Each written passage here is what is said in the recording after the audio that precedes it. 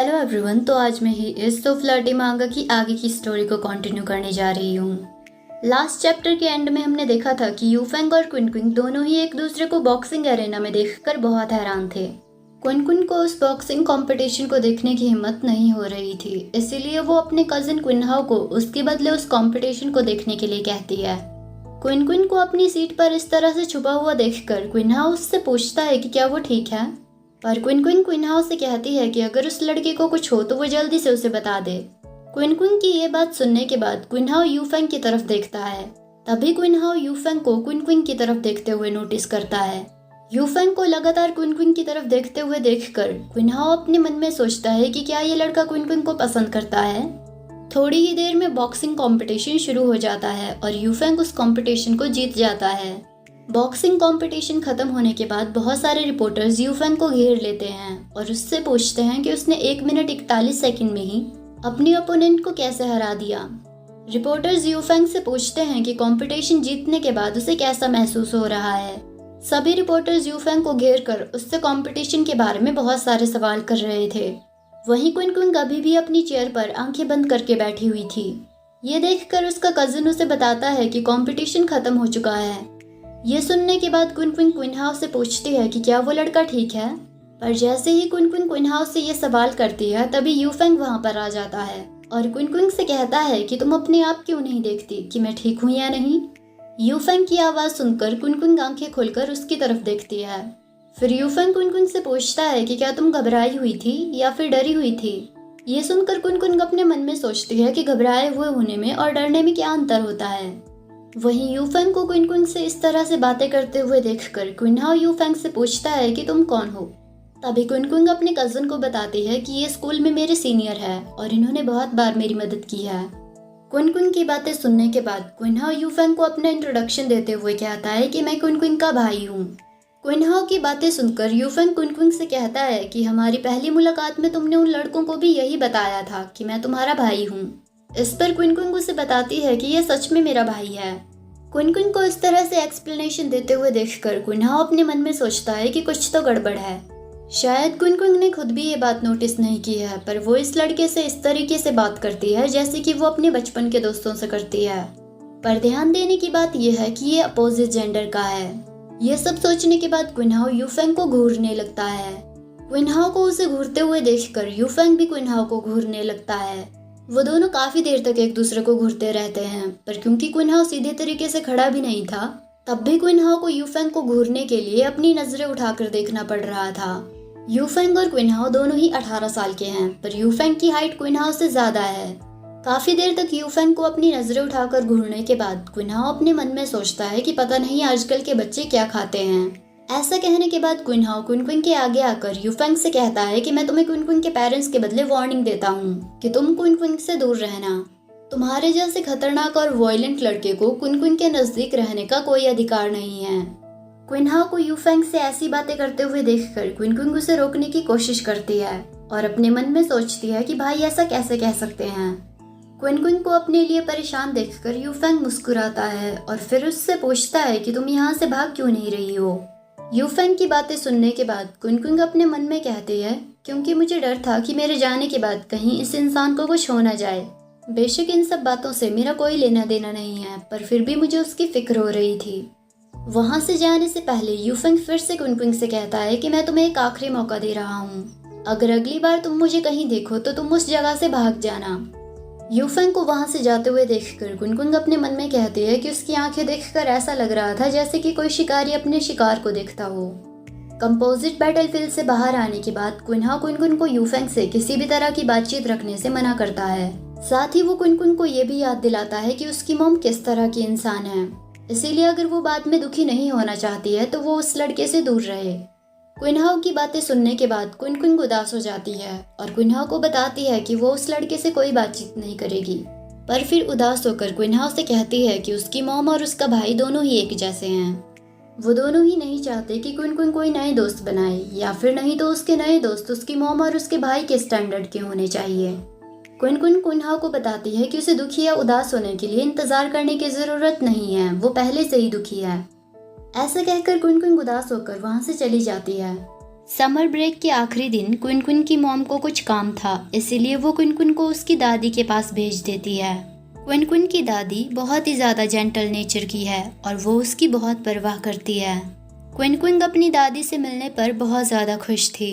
वो अपनी दादी की मदद करने के लिए अपने घर का कचरा बाहर फेंकने के लिए अपार्टमेंट से बाहर जाती है, पर तभी उसे लिफ्ट के पास यूफेंग मिलता है। वो दोनों ही एक दूसरे को अचानक से वहाँ पर देखकर हैरान हो जाते हैं, पर फिर यूफेंग अपने आप से कहता है कि मुझे लगता है कि मैं पागल हो जाऊंगा। उसकी ये बातें सुनने के बाद क्विन अपने मन में कहती है कि ऐसा तो मुझे कहना चाहिए। तभी क्विन की दादी माँ उसे स्वीटी कहकर बुलाती है और उसे एक और कचरे का बैग अपने साथ ले जाने के लिए कहती है। क्विन की दादी की आवाज़ सुनकर यूफेंग भी उनकी तरफ देखने लगता है। फिर क्विन अपनी दादी के पास जाकर उनसे वो दूसरा कचरे का बैग लेकर लिफ्ट में वापस आ जाती है। लिफ्ट के अंदर यूफेंग क्विन के थोड़े नज़दीक जाकर उसे स्वीटी कहकर बुलाता है, जिसकी वजह से क्विन काफ़ी एम्बैरेस्ड फील करती है। पर फिर जैसे ही लिफ्ट ग्राउंड फ्लोर पर पहुंचती है, क्विन यूफेंग को उससे दूर रहने के लिए कहकर लिफ्ट से बाहर निकल जाती है। क्विन की ये बातें सुनने के बाद यूफेंग अपने आप से कहता है कि इस बार उसने मेरी बात मान ली, पर अफसोस की बात यह है कि अब बहुत देर हो चुकी है। कचरा फेंक कर आने के बाद क्विन छुपते छुपते अपने अपार्टमेंट में वापस आने लगती है, क्योंकि उसे डर था कि कहीं इस बार फिर से वो यूफेंग से न टकरा जाए। पर वापस आने पर उसे यूफेंग अपार्टमेंट के पास दिखाई नहीं देता है। ये देखकर वो चैन की सांस लेती है।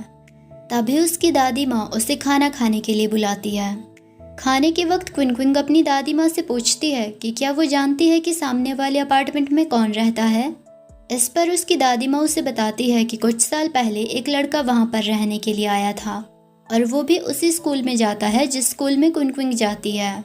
क्विन की दादी माँ उसे बताती है कि वो लड़का कई सालों से अकेले ही उस अपार्टमेंट में रह रहा है और उन्होंने इतनी सालों में आज तक उस लड़के के किसी भी फैमिली मेंबर को उससे मिलने के लिए आते हुए नहीं देखा है। अपनी दादी माँ से यूफेंग के बारे में ये सारी बातें जानने के बाद क्विन को अपनी और यूफेंग की पहली मुलाकात की याद आती है। फिर क्विन अपने मन में कहती है कि जब मैंने उसे पहली बार देखा था तो वो मुझे एक बहुत बड़े बिल्ली की तरह लगा था जो धूप में स्ट्रेचिंग कर रहा था।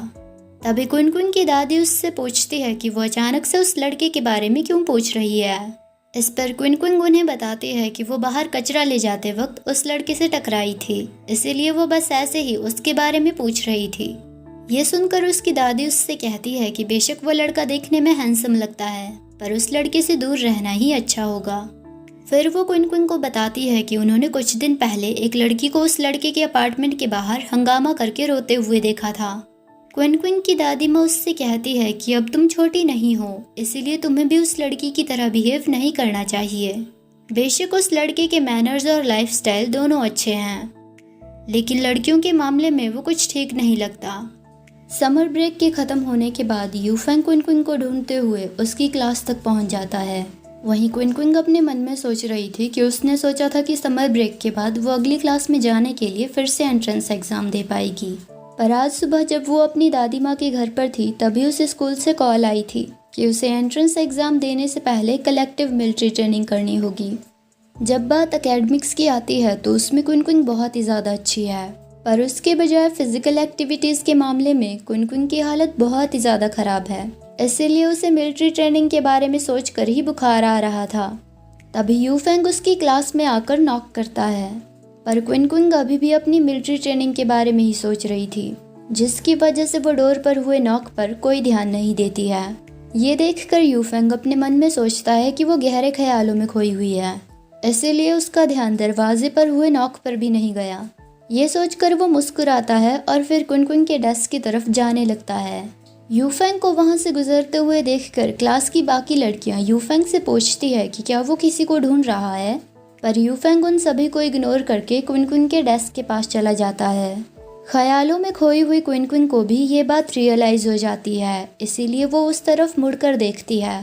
पर तभी यूफेंग को अचानक से वहाँ पर देखकर वो बहुत हैरान हो जाती है और जल्दी से अपने डेस्क से उठकर खड़ी हो जाती है, क्योंकि सामने वाले दरवाजे से अभी यूफेंग क्लास में एंटर हुआ था और वो उसके सामने खड़ा हुआ था। इसीलिए क्विन वहां से भागने के लिए क्लासरूम के पीछे वाले दरवाजे की तरफ देखने लगती है, पर क्लासरूम का पीछे वाला दरवाजा लॉक्ड था, इसलिए वो अपने क्लास से बाहर भागकर जाने के प्लान को कैंसिल कर देती है।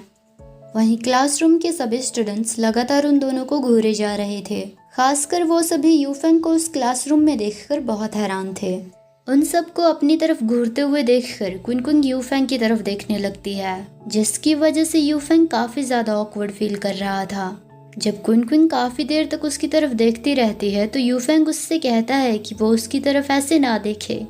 यूफेंग की ये बातें सुनकर क्विन उसे ओके कहकर जवाब देती है। क्विन का जवाब सुनकर यूफेंग काफी एम्बैरेस्ड फील करता है और उससे कहता है कि वो इस टोन में भी उससे बात ना करे। पर फिर क्विन से ऐसा कहने के बाद वो अपने आप से कहता है कि मैं क्या बोल रहा हूँ। यूफेंग क्विन को अच्छे से ट्रेनिंग करने के लिए कहकर क्लासरूम से बाहर निकल जाता है। उसके वहां से जाने के बाद क्विन अपने मन में अपने आप से कहती है कि मंशु ने मुझसे कहा था कि ये लड़का अक्सर अपनी क्लासेस स्किप किया करता है, पर मंशु ने मुझे ये क्यों नहीं बताया कि इस लड़के का दिमाग ठीक ढंग से काम नहीं करता। वहीं यूफेंग के दोनों दोस्त लीजियांग और जीरुई यूफेंग के इस बिहेवियर को देखकर बहुत हैरान थे और दोनों एक दूसरे से यूफेंग के बारे में बातें कर रहे थे कि उन्होंने कभी नहीं सोचा था कि कभी यूफेंग भी इस तरीके से बिहेव करेगा। कलेक्टिव मिलिट्री ट्रेनिंग के ब्रेक टाइम पर जब क्विन आराम कर रही थी तभी उसकी एक क्लासमेट एनके उसके पास आती है।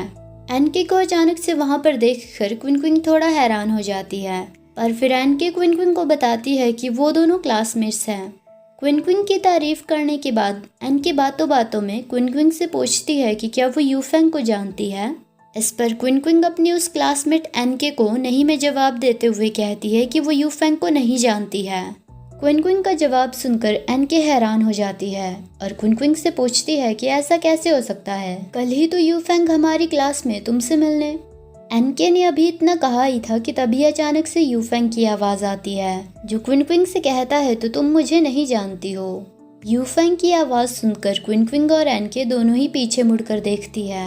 दरअसल यूफेंग काफी देर से उन दोनों के पीछे बैठे उन दोनों की सारी बातें सुन रहा था। यूफेंग को अचानक से वहां पर देखकर क्विन काफी हैरान हो जाती है, और वहीं एनके यूफेंग को वहां पर देखकर बहुत खुश हो जाती है। यूफेंग के पिछले दिन क्विन के क्लासरूम में मिलने के बाद अब ट्रेनिंग ग्राउंड में भी उससे मिलने आते देखकर एनके समझ जाती है कि यूफेंग क्विन को पसंद करता है। तभी यूफेंग क्विन के थोड़ा नजदीक आकर उससे पूछता है कि क्या तुम सच में मुझे नहीं जानती हो। यूफेंग की ये बातें सुनकर क्विन थोड़ा घबरा जाती है, पर वो उसे कोई जवाब नहीं देती है और जल्दी से वहां से उठकर वहां से भागकर जाने लगती है। ये देखकर एनके उसे अपने लिए रुकने के लिए कहती है, पर क्विन उसे बताती है कि ब्रेक टाइम खत्म होने वाला है। ये सुनकर एनके भी क्विन के पीछे पीछे दौड़कर चली जाती है। वहीं क्विन को वहां से भागते हुए देखकर यूफेंग अपने मन में कहता है कि अब वो भागने में और भी ज्यादा अच्छी होती जा रही है, पर लगता है कि थोड़ी ही देर में उसे वापस यहाँ लौट कर आना होगा।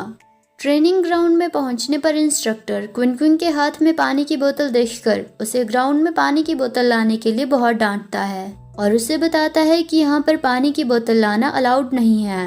इंस्ट्रक्टर की बातें सुनने के बाद क्विन उनसे माफी मांगती है और फिर अपने मन में अपने आप से कहती है कि जल्दी जल्दी में मैं पानी की बोतल नीचे रखना भूल गई। तभी ट्रेनिंग ग्राउंड में बहुत सारे स्टूडेंट आपस में बातें करने लगते हैं कि वहाँ देखो वो यूफेंग लग रहा है, क्या वो इस लड़की के लिए यहाँ पर आया है।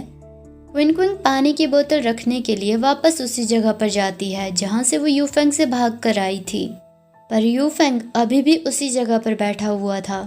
क्विन को वहाँ पर देखकर यूफेंग अपने आप से कहता है कि मैंने तो पहले ही कहा था कि तुम्हें थोड़ी देर में वापस यहीं आना पड़ेगा। तभी क्विन धीमे से पानी की बोतल वहाँ पर रखती है और जल्दी से वहाँ से भागकर चली जाती है। क्विन को खरगोश की तरह वहाँ से भागते हुए देखकर यूफेंग मुस्कुराता है और फिर अपने आप से कहता है कि वो भागते हुए क्रिस्टल बनी की तरह बहुत क्यूट लगती है। यूफेंग को लगातार क्विन की तरफ देखते हुए देखकर ट्रेनिंग ग्राउंड के सभी स्टूडेंट्स आपस में बातें करने लगते हैं कि यूफेंग बार बार उस लड़की से मिलने के लिए आता है, तो कौन उसकी बातों पर भरोसा करेगा कि वो दोनों एक दूसरे को नहीं जानते हैं। क्विन वहाँ खड़े होकर उनकी सारी बातें सुनती रहती है, पर वो उन्हें कोई जवाब नहीं देती है। क्योंकि क्विंग अपना ज़्यादातर समय बैठकर पढ़ाई करते हुए बिताती है, इसीलिए फिजिकल एक्टिविटीज़ के मामले में उसका स्टेमिना बहुत ही कमज़ोर है, जिसकी वजह से नॉर्मल दौड़ में भी उसकी सांसें फूलने लगती है। क्विंग को ट्रेनिंग ग्राउंड की वो दौड़ अपनी लिमिट से ज़्यादा लग रही थी और अब तक उसके गले में भी दर्द होने लग गया था। इसीलिए वो सोचती है कि क्या उसे हार मान लेनी चाहिए और दौड़ना बंद कर देना चाहिए। वो ये सोच ही रही थी कि तभी अचानक से उसे आगे यूफेंग दिखाई देता है, जो क्विंग को थका हुआ देखकर क्विंग की पानी की बोतल उसके लिए वहां पर लेकर आया था। क्विंग को दौड़कर थोड़ा नजदीक पहुंचते हुए देखकर यूफेंग उसकी पानी की बोतल हिलाकर उसे रुकने के लिए इशारा करता है। ये देखकर क्विंग अपने मन में सोचती है कि वो चाहता है कि मैं रुककर थोड़ी देर आराम कर लूं, पर उसके पीछे जो 2 इंस्ट्रक्टर्स हैं उन्हें देखकर ऐसा लगता है कि वो यूफेंग को ट्रेनिंग ग्राउंड से बाहर फेंकने का बस इंतजार कर रहे हैं। यूफेंग को अपने सामने उसे रुकने के लिए इशारा करते हुए देखकर क्विंग अपने आप से कहती है कि बेशक मैं बहुत थक चुकी हूँ और अब मैं और नहीं दौड़ना चाहती हूँ, पर पता नहीं क्यों इस इंसान के सामने मुझे हार मानने का मन ही नहीं कर रहा है। ये सब सोचकर वो बिना रुके दौड़ते हुए यूफेंग की साइड से गुजर जाती है, जिसकी वजह से यूफेंग वहां पर खड़े हुए अपने हाथ में उसकी पानी की बोतल लिए हैरानी से उसे वहां से जाते हुए देखता रहता है। ट्रेनिंग ग्राउंड में सभी स्टूडेंट्स अपनी दौड़ पूरी कर चुके थे और सिर्फ क्विंग ही दौड़ में सबसे लास्ट में बची हुई थी। क्विंग को दौड़ में लास्ट देखकर उसकी क्लासमेट एन के उसे एंड पॉइंट तक पहुंचने के लिए चीयर अप कर रही थी, पर तभी क्विंग इतनी तेज धूप में दौड़ने की वजह से और अपने आप को अपनी लिमिट से ज्यादा पुश करने की वजह से एंड पॉइंट पर पहुंचने से पहले ही बेहोश होकर ग्राउंड पर गिर जाती है। क्विंग को जमीन पर बेहोश गिरा हुआ देखकर ग्राउंड के सभी स्टूडेंट्स उसे घेर लेते हैं।